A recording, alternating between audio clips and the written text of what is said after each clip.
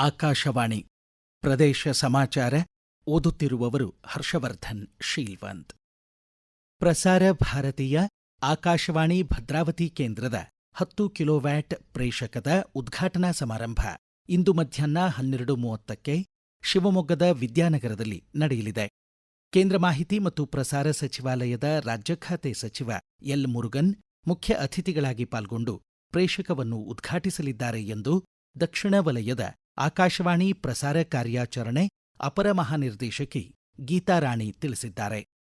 ಶಿವಮೊಗ್ಗ ಸಂಸದ ಬಿವೈ ರಾಘವೇಂದ್ರ, ಜಿಲ್ಲಾ ಉಸ್ತುವಾರಿ ಸಚಿವ ಮಧು ಬಂಗಾರಪ್ಪ, ಭದ್ರಾವತಿ ಕ್ಷೇತ್ರದ ಶಾಸಕ ಬೇಳೂರು ಗೋಪಾಲಕೃಷ್ಣ ಅತಿಥಿಗಳಾಗಿ ಪಾಲ್ಗೊಳ್ಳಲಿದ್ದಾರೆ.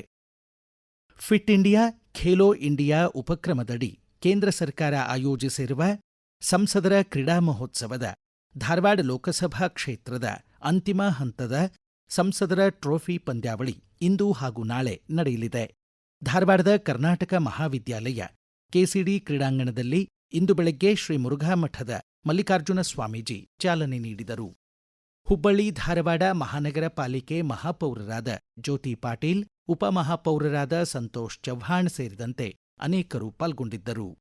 ಹೊಸದಿಲ್ಲಿಯ ಜನಪಥ್ನ ಹ್ಯಾಂಡ್ಲೂಮ್ ಹಾಲ್ನಲ್ಲಿ ಆಯೋಜಿತ ರಾಷ್ಟ್ರೀಯ ಕೈಮಗ್ಗ ಅಭಿವೃದ್ಧಿ ನಿಗಮದ 43ನೇ ಸಂಸ್ಥಾಪನಾ ದಿನಾಚರಣೆಯಲ್ಲಿ ಕೇಂದ್ರ ಜವಳಿ ಖಾತೆ ಸಚಿವ ಗಿರಿರಾಜ್ ಸಿಂಗ್ ಶಿವಮೊಗ್ಗ ಜಿಲ್ಲೆ ಸಾಗರದ ಹೊನ್ನೇಸರದ ಚರಕ ಸಂಘಕ್ಕೆ ಅತ್ಯುತ್ತಮ ರಾಷ್ಟ್ರೀಯ ಬ್ರ್ಯಾಂಡ್ ನಿರ್ಮಾಣ ಪ್ರಶಸ್ತಿ ನೀಡಿ ಗೌರವಿಸಿದರು. ಚರಕ ಸಂಸ್ಥೆ ಸಿಇಒ ಟೆರೆನ್ಸ್ ಪೀಟರ್ ಪ್ರದೇಶ ಸಮಾಚಾರಕ್ಕಾಗಿ ತಮ್ಮ ಸಂತಸ ಹಂಚಿಕೊಂಡಿದ್ದಾರೆ. ಕೈಮಗ್ಗ ಕ್ಷೇತ್ರದಲ್ಲಿ ಕಳೆದ 3 ದಶಕಗಳಿಂದ ಕೆಲಸ ಮಾಡ್ತಾ ಬಂದ ನಮ್ಮ ಚರಕ ಸಂಘಕ್ಕೆ ಈ ಬಾರಿ ಪ್ರಶಸ್ತಿ ದೊರೆತಿರುವುದು ಇಡೀ ಕರ್ನಾಟಕದ ಕೈಮಗ್ಗ ಕ್ಷೇತ್ರಕ್ಕೆ ಸಂದಂತಾಗಿದೆ. ಅದರಲ್ಲೂ ಸಾಗರದಂತಹ ಗ್ರಾಮೀಣ ಪ್ರದೇಶದ ಮಹಿಳಾ ಉದ್ಯಮಕ್ಕೂ ಹೊಸ ದಿಕ್ಕು ತೋರಿಸುವಂತದ್ದು. ಗ್ರಾಮೀಣ ಪ್ರದೇಶದಲ್ಲಿದ್ದು ರಾಷ್ಟ್ರೀಯ ಪ್ರಶಸ್ತಿ ಪಡೆಯಬಹುದು ಎಂಬುದಕ್ಕೆ ಚರಕ ಸಾಕ್ಷಿಯಾಗಿದೆ. ಧನ್ಯವಾದಗಳು. ಹಿಮೋಫೀಲಿಯಾ ಕುಸುಮ ರೋಗಿಗಳ ಚಿಕಿತ್ಸೆಗಾಗಿ ಕುಸುಮ್ ಸಂಜೀವಿನಿ ಯೋಜನೆಯನ್ನು ರಾಜ್ಯ ಸರ್ಕಾರ ದೇಶದಲ್ಲಿಯೇ ಪ್ರಥಮ ಬಾರಿಗೆ ಜಾರಿಗೊಳಿಸಿದೆ ಎಂದು ಉಪಮುಖ್ಯಮಂತ್ರಿ ಡಿಕೆ ಶಿವಕುಮಾರ್ ತಿಳಿಸಿದ್ದಾರೆ. ಆರೋಗ್ಯ ಮತ್ತು ಕುಟುಂಬ ಕಲ್ಯಾಣ ಇಲಾಖೆ ಬೆಂಗಳೂರಿನ ನೆಹರು ತಾರಾಲಯದಲ್ಲಿ ಆಯೋಜಿಸಿದ್ದ 108 ಆಂಬ್ಯುಲೆನ್ಸ್ ಸೇವೆಗೆ ಚಾಲನೆ ನೀಡಿ ಮಾತನಾಡಿದರು. ಆರೋಗ್ಯ ಖಾತೆ ಸಚಿವ ದಿನೇಶ್ ಗುಂಡೂರಾವ್ ಮಾತನಾಡಿ, ಹಿಮೋಫೀಲಿಯಾ ಎ ವರ್ಗದ ಬಾಧಿತರಿಗೆ ವಾರ್ಷಿಕ 5 ಲಕ್ಷ ರೂಪಾಯಿ ವೆಚ್ಚವಾಗುವ ಸಬ್ ಕ್ಯುಟೇನಿಯಸ್ ಚುಚ್ಚುಮದ್ದನ್ನು ರಾಜ್ಯ ಸರ್ಕಾರ ಉಚಿತವಾಗಿ ಒದಗಿಸುತ್ತಿದೆ. 42,55 ಲಕ್ಷ ರೂಪಾಯಿ ಅನುದಾನ ಮಂಜೂರಾಗಿದೆ ಎಂದರು. ಮಕ್ಕಳ ಆರೈಕೆ ರಜೆ ಸಿಸಿಎಲ್ ಮಗುವಿನ ಹಕ್ಕಾಗಿದ್ದು, ಉದ್ಯೋಗಿ ತಾಯಿ ಕೋರಿಕೆ ಸಲ್ಲಿಸಿದಾಗ ಆದ್ಯತೆ ಮೇಲೆ ರಜೆ ಮಂಜೂರು ಮಾಡುವಂತೆ ಕೇಂದ್ರ ಸರ್ಕಾರಕ್ಕೆ ರಾಜ್ಯ ಹೈಕೋರ್ಟ್ ಆದೇಶಿಸಿದೆ. ನ್ಯಾಯಮೂರ್ತಿ ಎಸ್ಜಿ ಪಂಡಿತ್ ನೇತೃತ್ವದ ವಿಭಾಗೀಯ ನ್ಯಾಯಪೀಠ ಮಗುವಿನ ಆರೈಕೆ ರಜೆ ಕೋರಿಕೆಯನ್ನು ನಿರಾಕರಿಸದೆ ಆದ್ಯತೆಯ ಮೇಲೆ ಪರಿಗಣಿಸುವಂತೆ ಸೂಚಿಸಿದೆ. ಕಬ್ಬು ಬೆಳೆಗಾರರಿಗೆ ಘೋಷಿಸಲಾಗಿದ್ದ ಆರ್ಥಿಕ ನೆರವಿನ ಮೊತ್ತದಲ್ಲಿ 300 ಕೋಟಿ ರೂಪಾಯಿ ರಾಜ್ಯ ಸರ್ಕಾರ ಬಿಡುಗಡೆ ಮಾಡಿದೆ. ಕಬ್ಬು ಅಭಿವೃದ್ಧಿ ಮತ್ತು ಸಕ್ಕರೆ ಖಾತೆ ಸಚಿವ ಶಿವಾನಂದ ಪಾಟೀಲ್ ಮಾಹಿತಿ ನೀಡಿ, ಕಬ್ಬು ಬೆಲೆ ಕುಸಿತದ ಹಿನ್ನೆಲೆ ಕಳೆದ ನವೆಂಬರ್ ತಿಂಗಳಿನಲ್ಲಿ ಪ್ರತಿ ಟನ್ ಕಬ್ಬಿಗೆ ಕಾರ್ಖಾನೆಗಳು ಮತ್ತು ರಾಜ್ಯ ಸರ್ಕಾರ ಹೆಚ್ಚುವರಿಯಾಗಿ 100 ರೂಪಾಯಿ ಆರ್ಥಿಕ ನೆರವು ನೀಡುವುದಾಗಿ ಪ್ರಕಟಿಸಲಾಗಿತ್ತು ಎಂದರು. ಕಲಬುರಗಿ ನಗರ ಇದೇ ಪ್ರಥಮ ಬಾರಿಗೆ ಐಟಿಎಫ್ W35 ಅಂತಾರಾಷ್ಟ್ರೀಯ ಮಹಿಳಾ ಟೆನಿಸ್ ಟೂರ್ನಿಗೆ ಸಜ್ಜಾಗಿದೆ.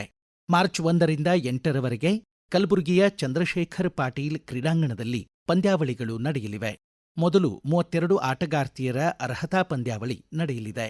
ಬಳಿಕ ಸಿಂಗಲ್ಸ್ ಪಂದ್ಯಾವಳಿಯಲ್ಲಿ 32 ಟೆನಿಸ್ ಪಟುಗಳು ಹಾಗೂ ಡಬಲ್ಸ್ನಲ್ಲಿ 16 ತಂಡಗಳು ಸೆಣಸಲಿವೆ. ಪಂದ್ಯಗಳು ಮಾರ್ಚ್ 3ರಿಂದ ಆರಂಭವಾಗಲಿದ್ದು, ಥೈಲ್ಯಾಂಡ್, ನೆದರ್ಲ್ಯಾಂಡ್ ಸೇರಿದಂತೆ 11 ರಾಷ್ಟ್ರಗಳ ಮಹಿಳಾ ಟೆನಿಸ್ ಪಟುಗಳು ಪಾಲ್ಗೊಳ್ಳುತ್ತಿದ್ದಾರೆ. ಇತ್ತೀಚೆಗೆ ಬೆಂಗಳೂರು ಐಟಿಎಫ್ ಟೆನಿಸ್ನಲ್ಲಿ ರನ್ನರ್ಸ್ ಅಪ್ ಆದ ವೈಷ್ಣವಿ ಆಡ್ಕರ್ ಸೇರಿದಂತೆ ಭಾರತದ ಪ್ರಮುಖ ಟೆನಿಸ್ ಆಟಗಾರ್ತಿಯರು ಭಾಗವಹಿಸಲಿದ್ದಾರೆ. ಧಾರವಾಡ ಜಿಲ್ಲೆ ಹುಬ್ಬಳ್ಳಿಯ ರಾಜನಗರದ ಕೆಎಸ್ಸಿಎ ಮೈದಾನದಲ್ಲಿ ನಡೆಯುತ್ತಿರುವ ರಣಜಿ ಟ್ರೋಫಿ ಕ್ರಿಕೆಟ್ ಪಂದ್ಯದಲ್ಲಿ ಜಮ್ಮು ಕಾಶ್ಮೀರ ತಂಡ ಎಲ್ಲ ಹುದ್ದರಿ ಕಳೆದುಕೊಂಡು 584 ರನ್ ಗಳಿಸಿದೆ. ಜಮ್ಮು ಕಾಶ್ಮೀರ ತಂಡದ ಎಸ್ ಪುಂದಿರ್ 121 ರನ್ ಗಳಿಸಿದರು. ಕರ್ನಾಟಕ ತಂಡದ ಕೃಷ್ಣ 98 ರನ್ ನೀಡಿ 5 ವಿಕೆಟ್ ಪಡೆದರು. ಬಂಗಾಳ ಕೊಲ್ಲಿಯಲ್ಲಿ ವಾಯುಭಾರ ಕುಸಿತದಿಂದಾಗಿ ರಾಜ್ಯದ ಹಲವೆಡೆ ಮಳೆಯಾಗಿದೆ. ಕೊಡಗು ಜಿಲ್ಲೆಯ ವಿವಿಧೆಡೆ ಸುರಿದ ಮಳೆಯಿಂದಾಗಿ ಒಣಗಿಸಲು ಇಟ್ಟಿದ್ದ ಕಾಫಿ ಬೆಳೆ ಕೊಚ್ಚಿ ಹೋಗಿದೆ. ಮುಂಬರುವ 3 ದಿನ ಮೈಸೂರು, ಮಂಡ್ಯ ಹಾಗೂ ಚಾಮರಾಜನಗರ ಜಿಲ್ಲೆಗಳಲ್ಲಿ ಗುಡುಗು ಸಹಿತ ಸಾಮಾನ್ಯ ಮಳೆಯಾಗಲಿದೆ ಎಂದು ಹವಾಮಾನ ಇಲಾಖೆ ಮುನ್ಸೂಚನೆ ನೀಡಿದೆ. ಇಲ್ಲಿಗೆ ಪ್ರದೇಶ ಸಮಾಚಾರ ಮುಕ್ತಾಯವಾಯಿತು. ನಮ್ಮ ಮುಂದಿನ ರಾಷ್ಟ್ರೀಯ ವಾರ್ತಾ ಪ್ರಸಾರ ಮಧ್ಯಾಹ್ನ 1:10 ನಿಮಿಷಕ್ಕೆ.